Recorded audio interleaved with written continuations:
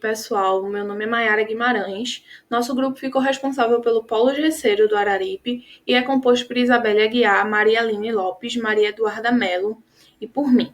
Eu queria começar falando um pouco sobre a importância do Polo Gesseiro do Araripe, que ele é responsável por 84,3% de todo o gesso consumido no Brasil.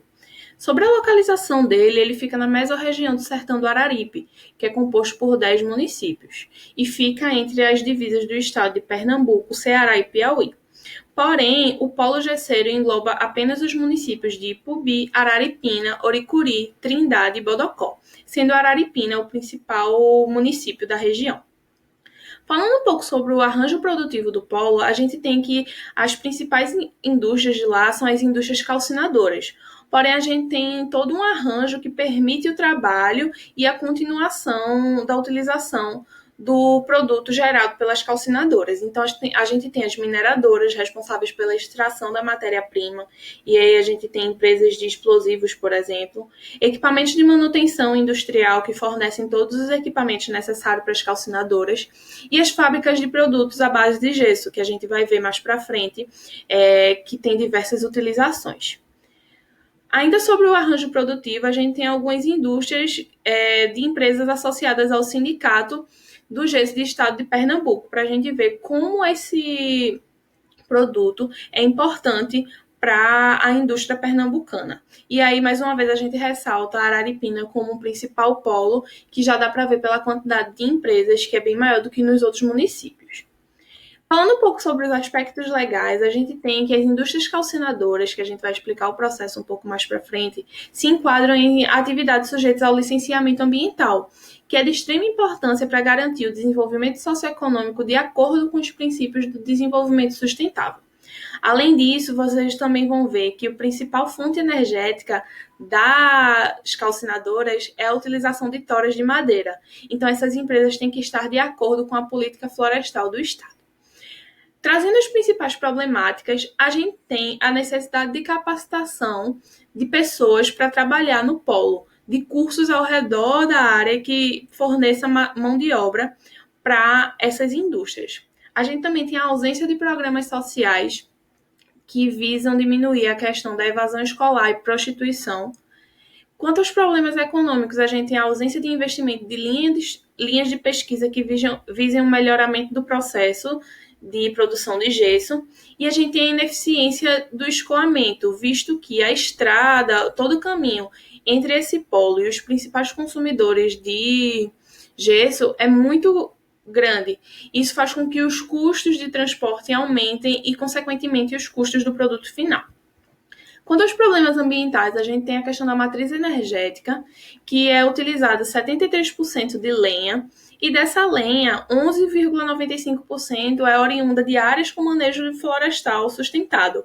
Porém, a maior parte, sendo 52,94%, é de áreas sem licenciamento.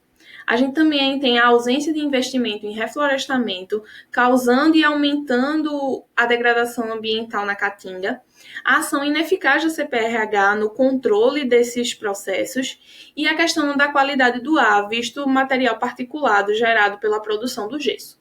Além disso, a gente tem problemas na saúde do trabalho relacionados a doenças respiratórias, sem falar nas falhas de segurança e falta de equipamentos para os trabalhadores, já sendo necessária até a intervenção do Ministério do Trabalho lá. Falando um pouco sobre a descrição do processo industrial, a gente tem que a matéria-prima principal da produção do gesso é a gipsita, que ela é composta por óxido de cálcio, trióxido de enxofre, conhecido como óxido sulfúrico, e água.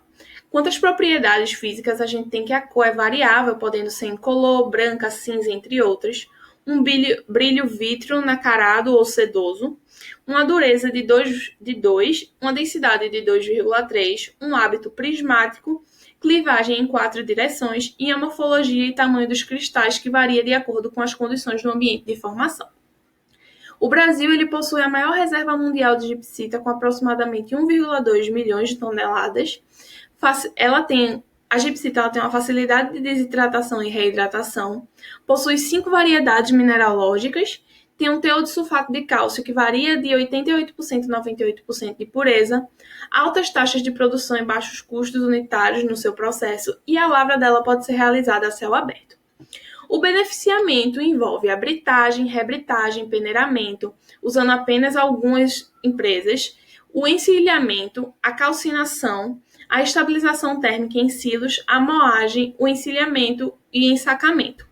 É importante ressaltar que de todos esses processos do beneficiamento, todos se enquadram como operações unitárias, ou seja, não tem alteração na composição química da matéria-prima, tirando a calcinação, que consiste em aquecer esse produto a 125 a 180 graus, fazendo com que ele perca parte da água, ou seja, desidratando esse material, formando assim o gesso. É importante ressaltar que o aquecimento acima dessa temperatura gera outros produtos. Então, a gente tem matérias-primas e serviços que são enviados para calcinadoras para realizar todos os processos produtivos e os produtos da calcinação, que vão desde gesso ortopédico, gesso alfa, gesso de revestimento manual, revestimento projetado, contrapiso, cola de gesso, massa corrida e empresas do setor semiconcentrado. Trazendo um pouco do fluxograma, a gente tem o processo de extração da gipsita na jazida, o transporte para as empresas de calcinação, onde tem a moagem e o processo de calcinação em si, e o produto final desse processo, que, por exemplo, pode ser levado para as empresas que fazem placas de gesso, onde ele é misturado com água, aditivos e colocado em placas de silicone para então serem transportados para os demais estados do país. Agora a gente vai apresentar um vídeo para vocês com um pouco do processo produtivo. O início do processo de fabricação do gesso no polo gesseiro do Araripe começa com a identificação da mina de gipsita. Após isso, é retirada a camada de terra que recobre o minério e realizada uma explosão na área a fim de extrair. Começa então o processo de preparação da matéria-prima, onde britadeiras diminuem o tamanho do material extraído, preparando-o para o transporte.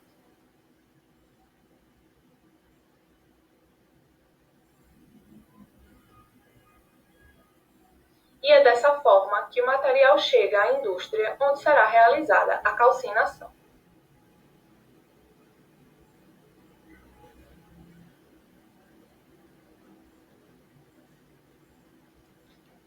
Chegando na indústria, o material passa por uma trituração, até que atinja a granulometria necessária para passar pelo processo de calcinação, que consiste em aquecer a gipsita entre 125 graus e 180 graus, realizando um processo de desidratação térmica, transformando-se em gesso.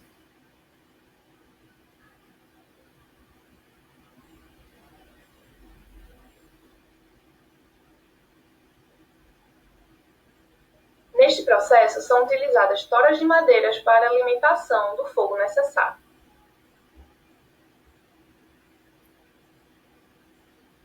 Uma amostra do material é misturada com água e passa por um processo de certificação da qualidade, podendo então ser ensacado e colocado no mercado.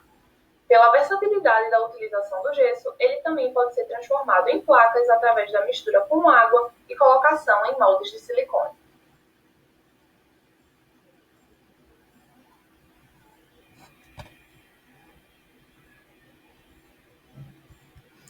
Agora falando um pouquinho sobre os principais resíduos, o resíduo do gesso ele pode trazer sérios riscos hídricos e atmosféricos, afetando a saúde e segurança das pessoas que trabalham e dos moradores da região também. Devido às características físicas, ele se torna tóxico no meio ambiente, pois ele é constituído de sulfato de cálcio desidratado, que em contato com a água oxida, formando um composto tóxico e pode infiltrar no lençol freático. A incineração desse resíduo também não é interessante, visto a existência do dióxido de enxofre, gás tóxico que contribui para a formação de chuvas ácidas. É importante ressaltar que, devido à CONAMA 469/2015, o gesso é classificado como classe B, devendo ele ou ser reciclado ou colocado em uma área onde não tenha contato com outros produtos e que possa ser reciclado no futuro. Essas são nossas referências. Muito obrigada.